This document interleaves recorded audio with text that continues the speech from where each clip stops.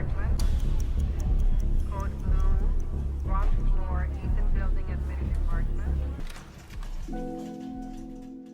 A newborn is in critical but stable condition following emergency surgery that was performed after the baby's pregnant mother was shot Tuesday evening in Capitol Heights. The child's mother was simply crossing the street when she was faced with terror.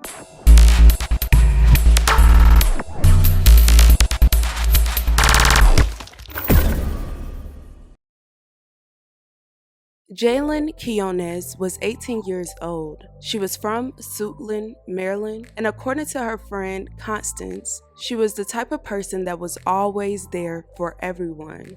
She was a fun person to be around. Like, you could be having the worst day and then Jalen would just come around and turn it around. She is said to be a sweet, loving, and kind young lady. No matter how bad my day was going, she always found some way to make me smile, make me laugh. Jalen was also 6 months pregnant and extremely excited about being a first-time mom. She is seen making fun TikTok videos, rubbing her belly with the biggest smile. She was really happy that she was having a baby. She said she was gonna find any way to take care of the baby regardless. She was gonna be there for it. The hardworking young lady was preparing to take the next step in life, a beautiful journey with her daughter, which sadly came to an end on April 20th, 2021. The expecting mother was walking with a friend when she was approached by a group of people. After walking away from the group of unknown people, gunshots followed in her direction.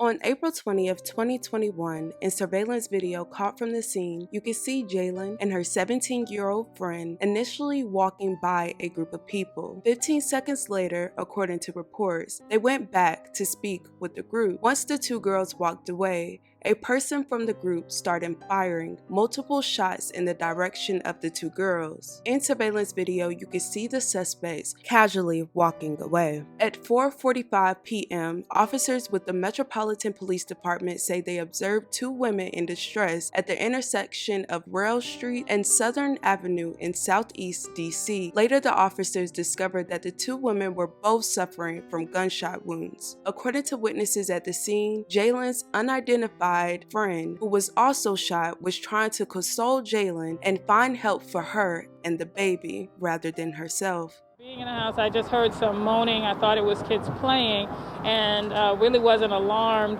Well, I got a little bit alarmed because it kept going. My eye first was the lady sitting up and the blood that was streaming down her arm. One victim that was sitting up said to the other person, tend to her, she's pregnant. And the other woman kept saying, worry about her, worry about her, worry about her. I'm still shook up about it. I don't know how in the world this could have even happened.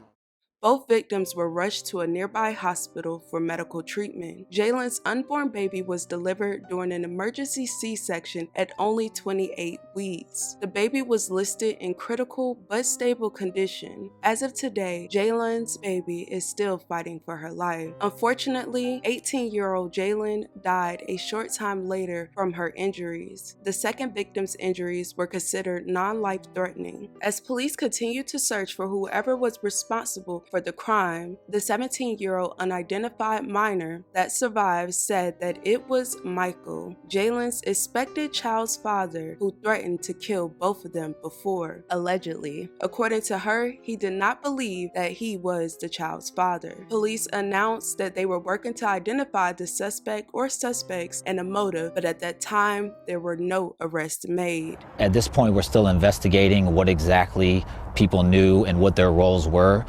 We're looking at the video and trying to identify certain people, and our goal is to figure out who knew what when. We're still investigating exactly what led them to turn around and come back.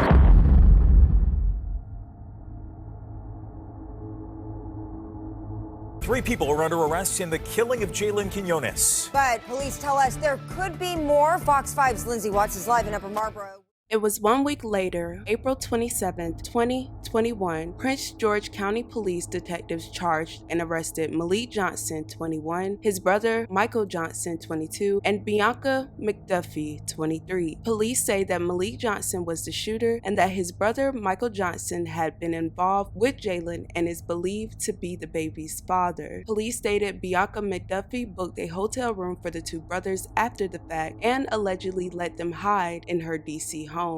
Malik Johnson is faced with 17 charges, including first-degree murder, as well as 2 counts of attempted murder and second-degree murder in connection with the surviving shooting victim, as well as the newborn baby. Michael Johnson and Bianca McDuffie are charged with accessory after the fact, first-degree murder for helping Malik evade arrest. It is unclear if the suspects have entered pleas or have retained attorneys who can speak on their behalf. Many of her friends and family are still in disbelief. She was a good girl. She didn't do anything wrong. The whole situation is crazy because she was literally just with us February for my birthday. So it was like, that was our last time seeing her. The violence have increased in Prince George's County and in Washington, D.C. We have to do something about it. She had her entire life ahead of her, to lead, and it was taken away by somebody who knew her specifically and knew she was pregnant and decided to take out a gun and pull that trigger and shoot at a pregnant girl in broad daylight. The whole community is sad by this tragic loss. Let's say we love you, Jalen. I will continue to keep her friends and family in my thoughts and prayers. This story is extremely tragic. It did not get the media attention it deserved. It's sad that it took almost a week to find the suspects when this happened in broad daylight with plenty of people at the scene. You guys, let me know your thoughts and your opinions down below. Let's please respect each other in the comments. I love you guys deeply. Please be safe and don't forget to check on your loved ones. Talk to you guys later. Bye. You guys, thank you.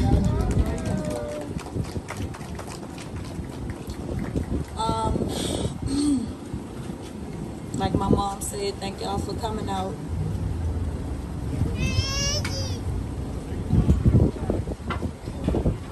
It's so hard for us right now, but I'm just glad that y'all, y'all came and Now, I'm not gonna settle what we have differences about taking another life. You're hurting us. We are dying for no reason. Are we going to make sure we look out for others? Are we going to protect children like they're our own? Are we going to listen to elderly like they're our parents and grandparents? And I also want to give a big thank you to Kenita Ivy. And wherever you need me, I'll be there. You got me. And I also want to give a shout out to commissioners who are here. Commissioner McBroom, Commissioner Robin, for even when nobody's watching, they're still putting in the work. So this is really for you guys. And as a servant of the community, I'll be here every step of the way. So I don't want to take up too much time, but I really thank you for having me be here. And thank you for just providing for the community. Thank you.